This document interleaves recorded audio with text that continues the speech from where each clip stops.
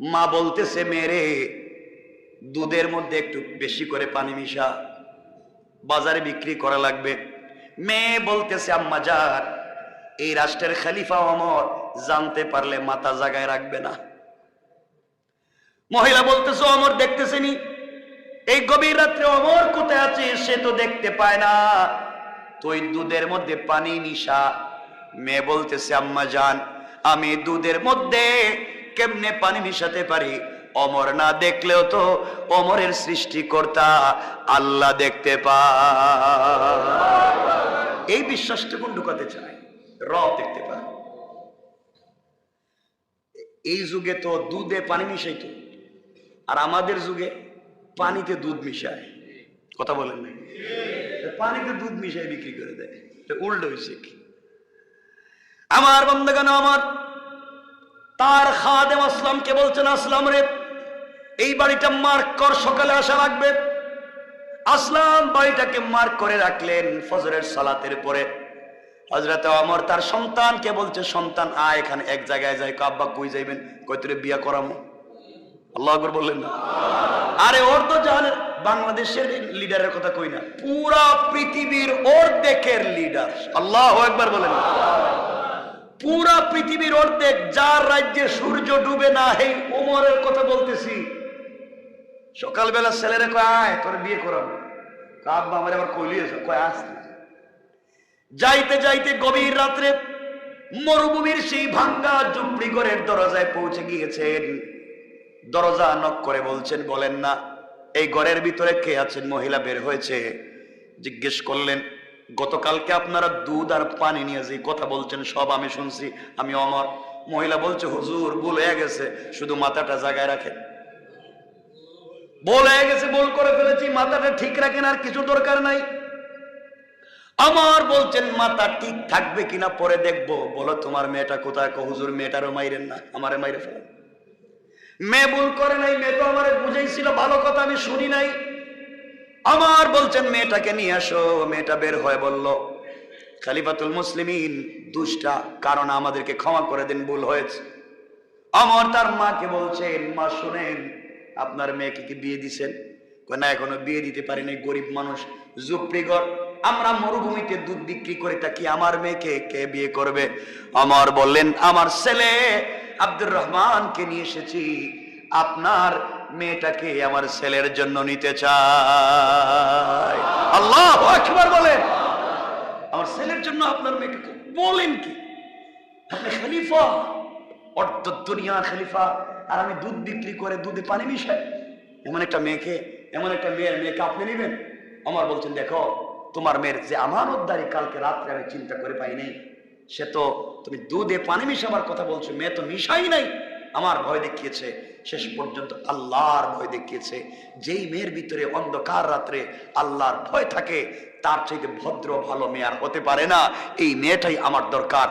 এই মেয়ের বংশ থেকেই জন্ম নিয়েছিলেন এই পৃথিবীর বড় একজন খলিফা ওমর ইবনে আব্দুল আজিজ। আল্লাহু আকবার বলেন।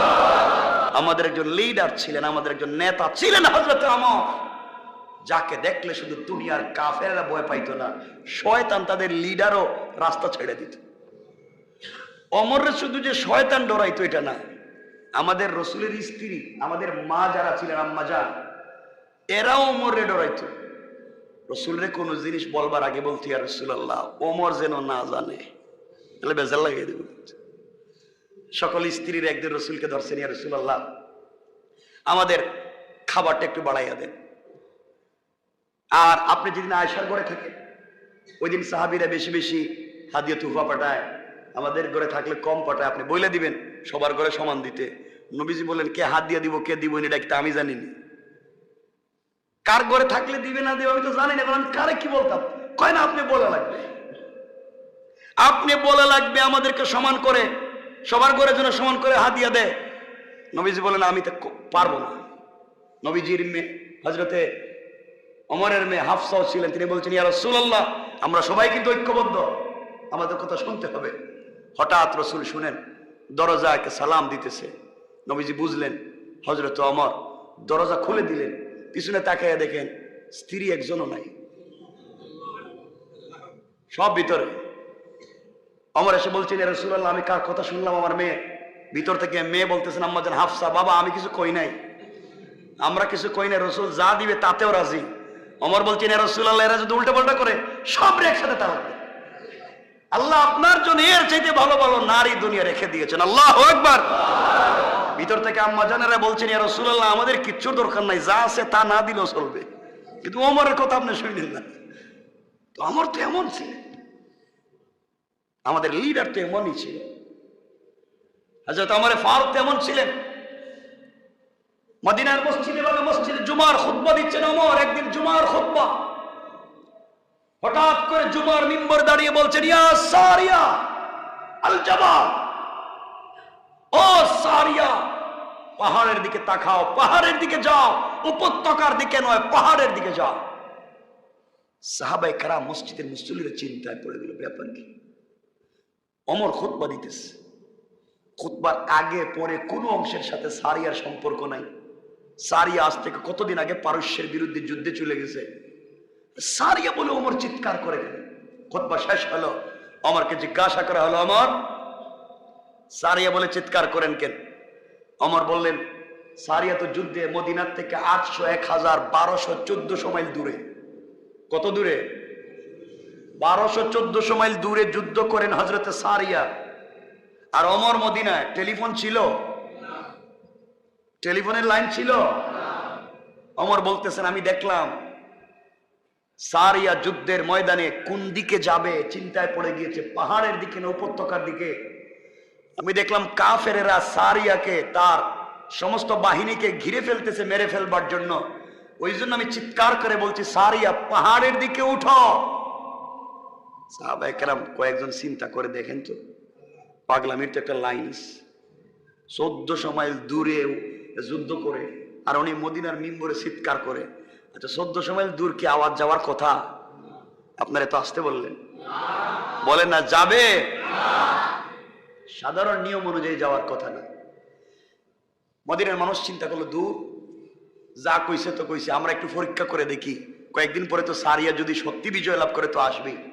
কিছুদিন পরে হযরতে সারিয়া বিজয়ী বেশে মদিনায় আসতেছেন। মদিনার উপকণ্ঠে সমস্ত মদিনার মানুষ অভ্যর্থনা জানাইতেছে আর ডাক দিয়ে বলছে, সারিয়া, এটা সত্য কথা বলো তো, অমুক তারিখের অমুক জুমাবার তোমরা কি কোনো উমরের কথা শুনছো?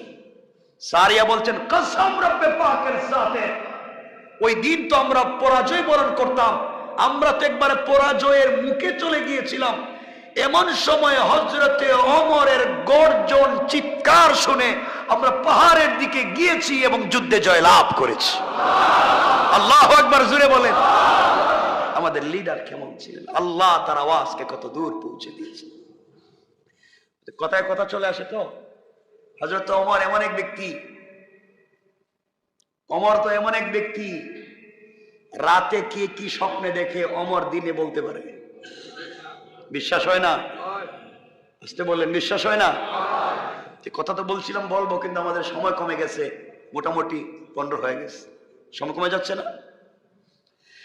আমার বন্ধুগণ, কথাগুলো দিল দিয়ে শুনেন। এবার কি বলতে চাই,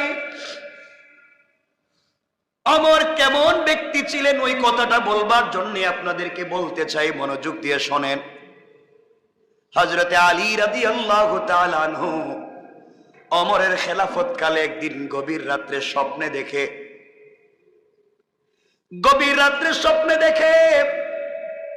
হযরতে আলী স্বপ্নে দেখেন রাসূল সাল্লাল্লাহু আলাইহি ওয়াসাল্লাম মসজিদে নববীতে ফজরের সালাতের ইমামতি করতেছেন। হযরতে আলী সবার পিছনে মসজিদে নববীতে ফজরের সালাত পড়তে গেলেন। গিয়া দেখেন নামাজ 1 রাকাত শেষ, আলী সবার পিছনে নামাজ শেষ করে বসে গেলেন। স্বপ্নে দেখেন একজন মহিলা তার গাছের, তার বাগানের প্রথম খেজুর এসেছে, খেজুরগুলা নিয়ে আলীর হাতে দিয়ে বলছে, আলী, এগুলা বিশ্ব নবীর হাতে উঠাইয়া দাও, তিনি যেন খান, মসজিদের মুসল্লিদের মধ্যে বন্টন করে দেন। এটা আমার বাগানের প্রথম খেজুর এসেছে, বাগানে যেন বরকত হয়ে যায়। হযরতে আলী বলেন, আল্লাহর রাসূলের হাতে দিলাম, সকলকে তিনি বন্টন করে দিলেন, আমাকেও একটা খেজুর দিলেন। স্বপ্নে দেখেন আলী, স্বপ্নে দেখেন আল্লাহর রাসূল তাকে একটা খেজুর দিয়েছেন। আলী সেই খেজুর মুখে নিয়ে চাবাচ্ছেন। এমন সময় বাস্তব মদিনার মসজিদের আজান হয়ে গিয়েছে, তার ঘুম ভেঙে গিয়েছে। ঘুম ভেঙে যাওয়ার পরে দেখে রাসূল স্বপ্নে তাকে যে খেজুর দিয়েছেন সেই খেজুরের স্বাদ আর দানা এখনো মুখে লেগে আছে। আল্লাহু আকবার। হযরত আলী বলেন, তাড়াতাড়ি উঠে গেলাম, ওযু করে মসজিদে নববীতে ফজরের সালাতের জন্য পৌঁছে গেলাম। গিয়ে দেখি হযরতে ওমর মসজিদের ভিতরে ফজরের সালাতের ইমামতি করেন। আমি তার পিছনে নামাজ দাঁড়িয়ে গেলাম। নামাজ শেষ হয়ে গেল, সবার পিছনে আমি বসে আছি। এমন সময় একজন মহিলা কিছু খেজুর নিয়ে এসে বলছে, আলী এই খেজুরগুলা তুমি হাতে নাও, আমিরুল মুমিনিন আমাদের খলিফার হাতে উঠাইয়া দাও, তিনি যেন খান, সাথীদের মধ্যে বন্টন করে দেন। আমার বাগানের প্রথম খেজুর এসেছে, তিনি যেন একটু দোয়া করে দেন। হযরত আলী বলেন, খেজুরগুলো হাতে নিলাম, বাস্তব হাতে নিলাম, ওমরের হাতে উঠাইয়া দিলাম, আর বললাম, ওমর এগুলা আপনি খান, সবার মধ্যে বন্টন করে দেন, মহিলার বাগানের জন্য দোয়া করবেন। ওমর সবাইকে বন্টন করে দিলেন, আলীকেও একটা খেজুর দিলেন। আলী খেজুর মুখে নিয়ে বলছেন, ওমর রে খেজুরের তো চমৎকার স্বাদ রয়েছে, আমাকে কি আরেকটা খেজুর দেওয়া যায় না? আমি আপনার কাছে আরেকটা খেজুর চাই। হযরত ওমর দাঁড়িয়ে গেলেন আর বলছেন, আলী শোনো, আল্লাহর রাসূল তোমাকে রাতে একটা খেজুর দিয়েছেন, আমি তোমাকে দুইটা দিতে পারি না। আল্লাহু আকবার বলে, ওমর আল্লাহর রাসূল তোমাকে একটা দিয়েছেন, আমি কেমনে দুইটা দিব? আলী সিজদায় পড়ে চিৎকার করে কাঁদতেছে, ওমরকে জড়ায় বলছে, ভাই আমি কি স্বপ্নে দেখলাম, শুধু স্বপ্নে দেখে নামাজে আসছি, কারো কাছে তো বলি নাই, তুমি কেমনে জানলা? আল্লাহু আকবার বললেন না? আর জোরে বলেন না আল্লাহু আকবার। চিন্তা করেন তাদের ঈমান কেমন ছিল, আর আমাদের ঈমান তো 500 টাকা দিলেই চেঞ্জ হয়ে যায়। কথা বলেন না কেন?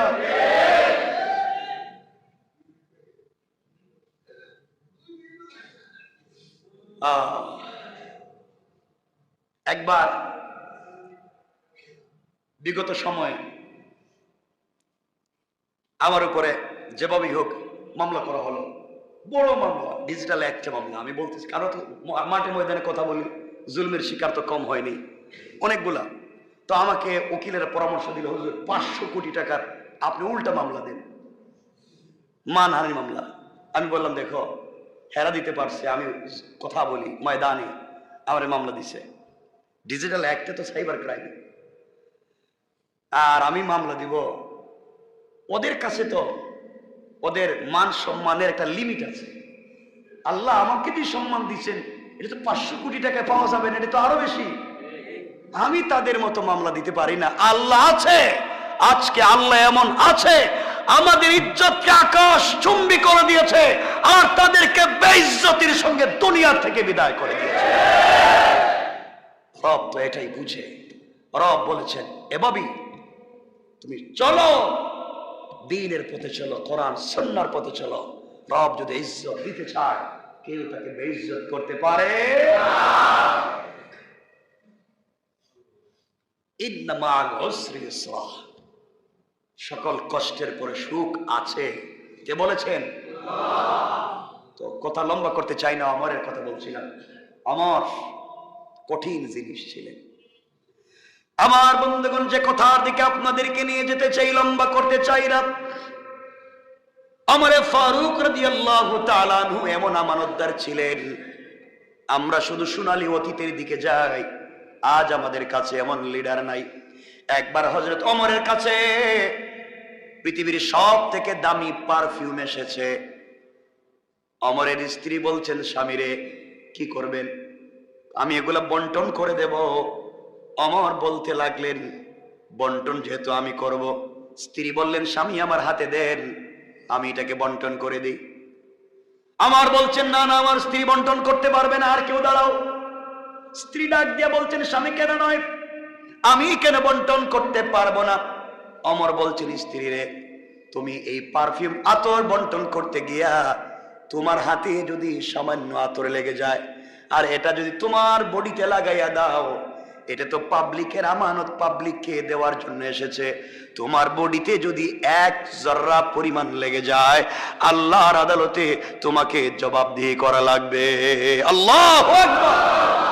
এক ফুটা তোর বডিতে লাগলে বলতেছে আল্লাহর আদালতে জবাবদিহি করা লাগবে। আর আমাদের সুরেরা আমাদেরকে খাইয়ে একবারে শূন্য করে দিয়া বিদেশে বাড়ি বানাইয়া ছাড়ছে। চিন্তা করেন একটু, কেমন ছিল আমাদের লিডাররা, ইসলামটা কেমন ছিল সমাজে। আমার বন্ধুগণ, কথাগুলো দিল দিয়ে শুনেন কি বলতে চাই। এই আমার কেমন ছিলেন সংক্ষেপ করে করে বলে যাই, লম্বা করতে চাই না, যে যদিও আমাদের সময় অনেক আছে। অসুবিধা হইতেছে না আপনাদের? সময় কিন্তু আছে, কিন্তু আপনাদের কষ্ট হবে কি নেই চিন্তা করে বেশি বেশি। একটু হাত তুলে আমরা দেখেন তো দেখি কার কার কষ্ট হইতেছে এই পর্যন্ত। দেখছেন কষ্ট হইতেছে? হইলে একটু দাঁড়াবেন, একটু বসবেন। তাও আমি তো যত কম বলবো আমার লাভ। লাভ না? তাড়াতাড়ি চলে গেলাম, ওয়াজ অনেক দূরে, আজকে যাওয়া লাগবে অনেক দূরে, তো তাড়াতাড়ি চলে যাবি। কিন্তু আমার তো যত কম বলা যায় ততই লাভ। বেশি বললে তো আপনাদের উপকার নাকি? অসুবিধা হচ্ছে? অসুবিধা হচ্ছে না, বেশি বলবো না, শুধু শুনেন আমাদের সোনালী দিনগুলা কেমন ছিল।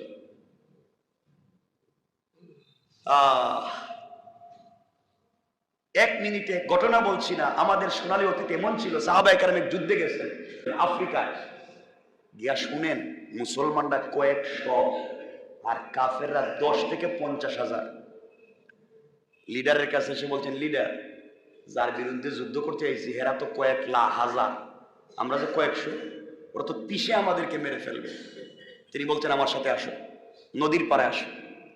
নদীর পাড়ে এসে যেই নৌকা দিয়া, যেই জাহাজ দিয়া ওই পারে গেছিলেন, সবগুলো আগুন ধরে গেছে। ওরা নাকি, আপনি জ্বালাইয়া দিতেছেন কেন? জ্বালাইয়া দিলাম এই জন্য, তোমরা ভয় পাচ্ছ। ওরা শত শত লাখ লাখ হাজার হাজার, আমরা কয়েকশো, ওদের বিরুদ্ধে পারবো না, এই জন্য জ্বালাইয়া দিলাম। যুদ্ধ যদি আরম্ভ হয় তোমরা এই নৌকা দিয়ে পলায়ন করতে পারো। এখন জ্বালিয়ে দিলাম, পিছনে আমাদের সাগর আর সামনে কাফের, হয়তো জয়লাভ করব নচেত মরব, পিছনে যাওয়ার কোনো সুযোগ নাই, কারণ রব আমাদের সাথে আছেন। আল্লাহ সব জ্বালায় দিয়েছে, পিছনে যাওয়া যাবে।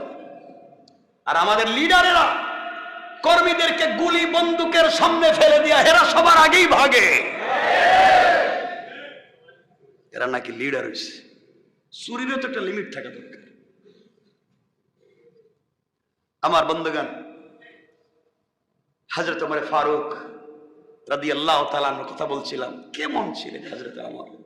এক পর্যায়ে একদিন, আপনারা জানেন হযরত ওমর মাঝে মাঝে মানুষের খবর নিতেন না? নিতেন না? বলেন না, খবর নিতেন। একদিন বাইরে হইছেন গভীর রাত্রে পাবলিকের খবর নিতে, শুনছেন আপনারা, আমি মিলাবার জন্য শুধু বলছি। আমার গভীর রজনীতে বের হলেন, কিছু দূর যাওয়ার পরে শুনেন দুইটা মহিলার কণ্ঠ তার কান পর্যন্ত সেদ করলো, বেদ করলো। মা বলতেছে, মেরে দুধের মধ্যে একটু বেশি করে পানি মিশা, বাজারে বিক্রি করা লাগবে।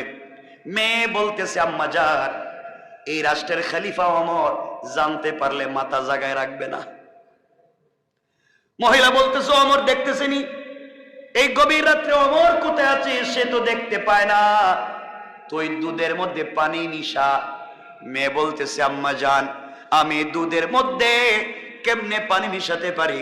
ওমর না দেখলেও তো ওমরের সৃষ্টিকর্তা আল্লাহ দেখতে পায়।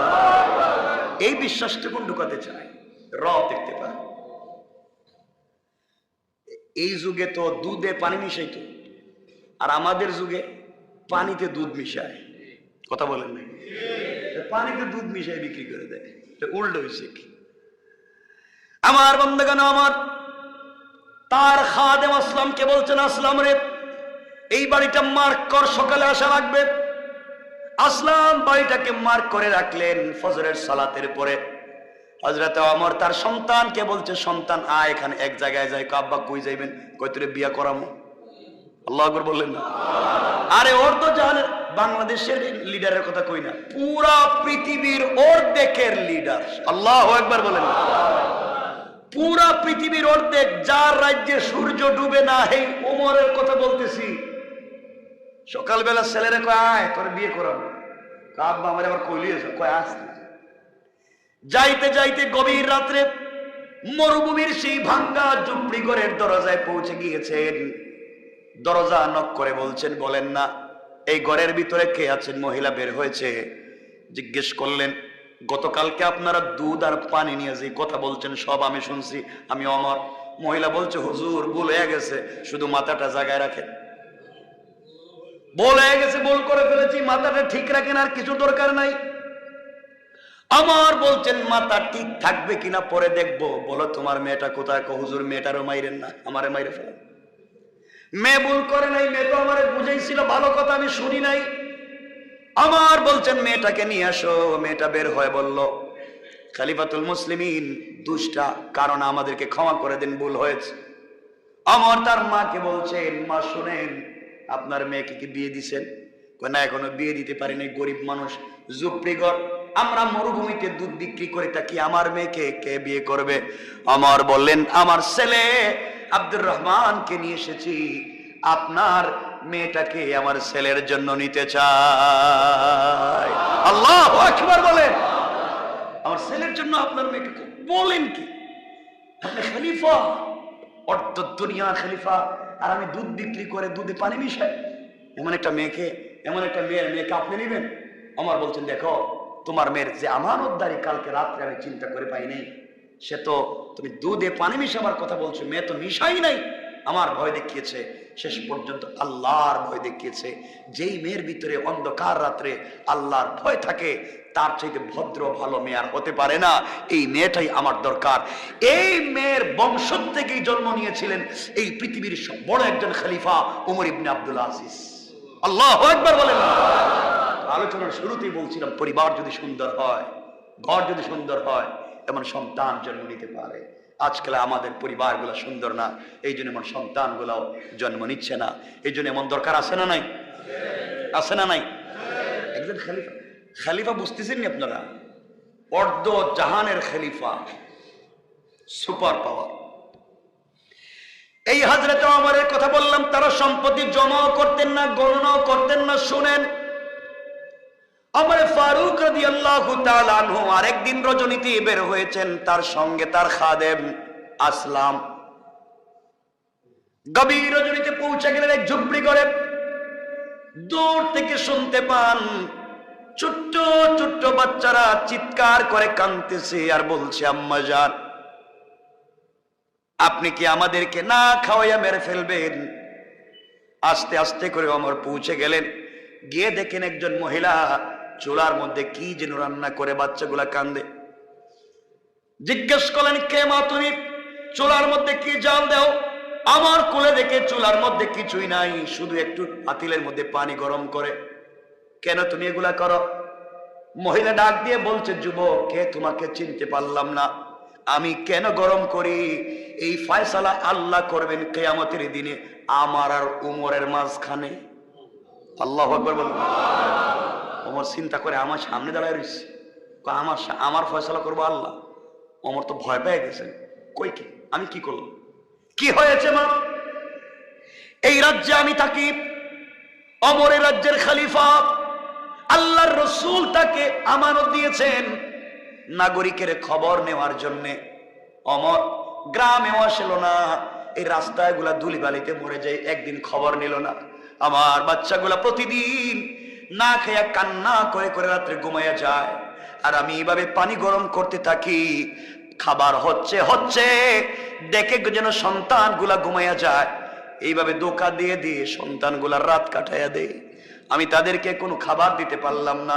ওমর এই রাজ্যের খলিফা আজ পর্যন্ত খবর নিল না। এই জন্য আল্লাহর কাছে বিচার দিয়ে রাখলাম, ওই ওমর আর আমার মধ্যখানে কিয়ামতের দিন ফয়সালা হবে। আমার নিজেকে সামনে রাখতে পারলেন না, হাউমাউ করে কাঁদতে লাগলেন। কিছু দূর এসে বালির মধ্যে সিজদায় পড়ে কান্না করে ডাক দিয়ে বলেছে, আল্লাহ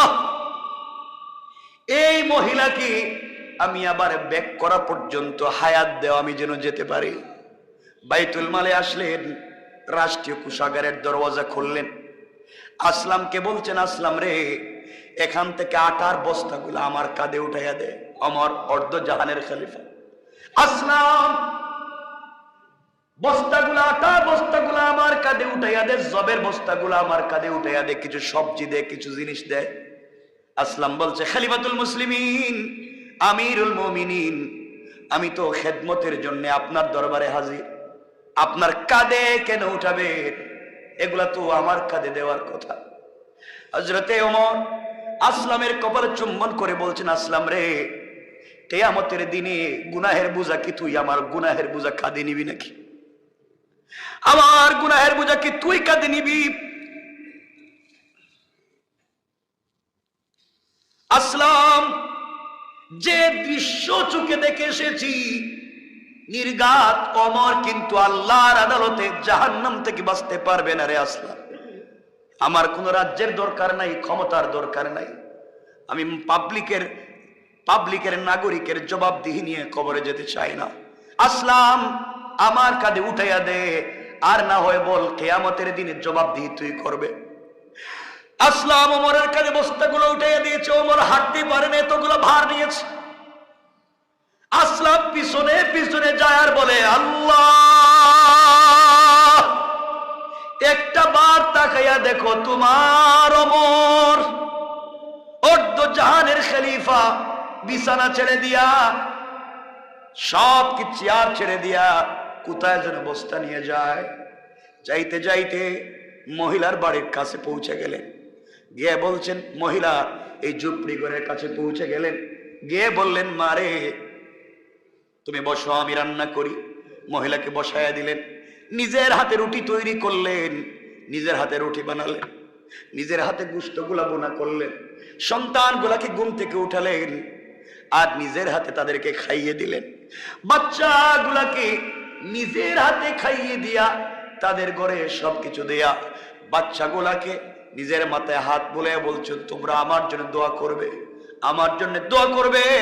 মহিলা চিৎকার করে কাঁদতেছে আর বলতেছে, যুবকরে তোমাকে চিনলাম না, ওমরকে যদি খলিফা না বানাইয়া আল্লাহ তোমাকে খলিফা বানাইতো, আল্লাহ যদি তোমাকে খলিফা বানাইতো, এর চাইতে বড় চাওয়া পাওয়ার পৃথিবীতে আর ছিল না।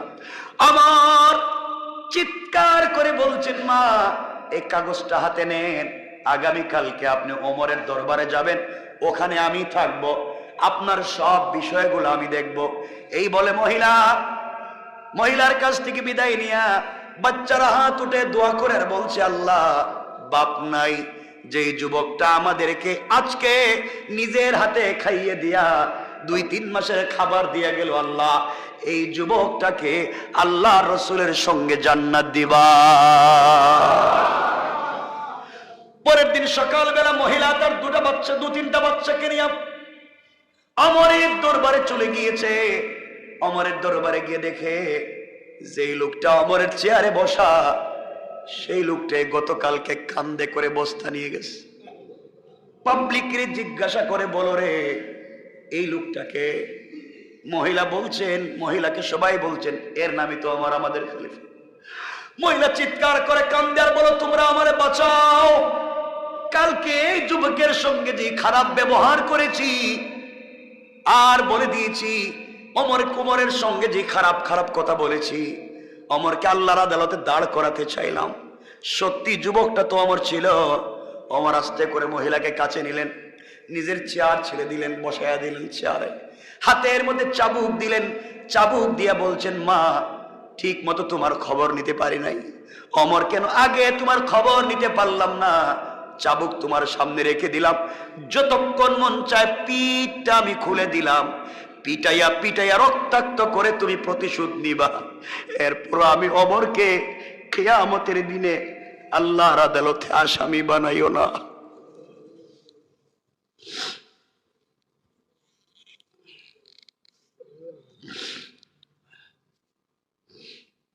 মা চাবুক দিয়ে যতক্ষণ মঞ্চে আপনি আমাকে আঘাত করেন, নির্যাতন করেন, ওমর কেন আপনার খবর ঠিক মতো নিতে পারলো না?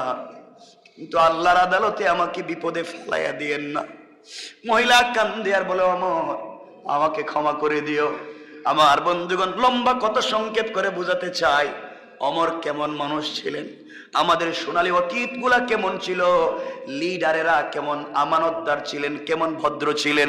সুতরাং এই বাংলাদেশ সহ গোটা দুনিয়াকে, বিশেষ করে বাংলাদেশকে সমৃদ্ধশালী সোনার বাংলাদেশ যদি বানাতে হয়, এমন ইনসাফওয়ালা আমানতওয়ালা রাষ্ট্র যদি তৈরি করতে হয়, একমাত্র উমরের মতো একজন খলিফার দরকার, রাষ্ট্রনায়কের দরকার।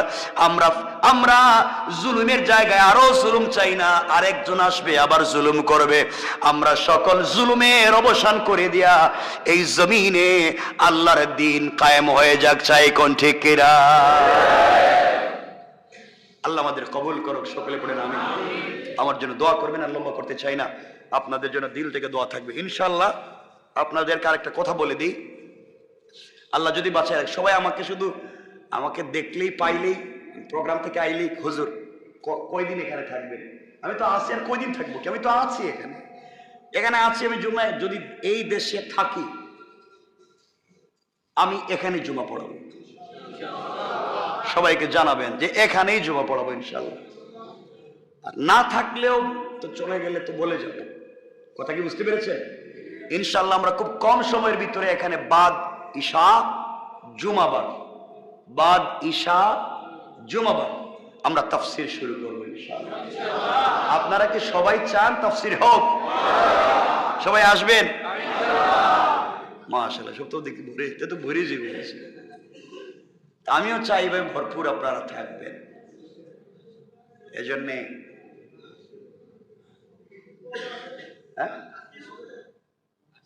আজকে চাইছিলাম বসতে, আর বলি না, ইনশাল্লাহ তো বলবেন। সবাই রেডি? সবাই হাজির? একটু ওই প্রোগ্রামের শিডিউল গুলা তো আগে দেওয়া, 1 বছর আগে, জানেন তো আপনারা। আর আমি দেশে না থাকার কারণে অনেকগুলো উল্টাপাল্টা হয়ে গেছে, এই জন্য অনেক দূরে প্রোগ্রাম দিয়ে রাখছে আজকে ওরা। তো আমার ইচ্ছা ছিল, মানে সকালেও চিন্তা করছি যে জুমা বলবো, যে তাফসিরে থাকবে 1 ঘন্টা, প্রোগ্রামটা অনেক দূরে, এই জন্য আজকে তাফসিরে থাকতেছি না, কিন্তু খুব কম সময়ে আমরা তাফসির শুরু করতে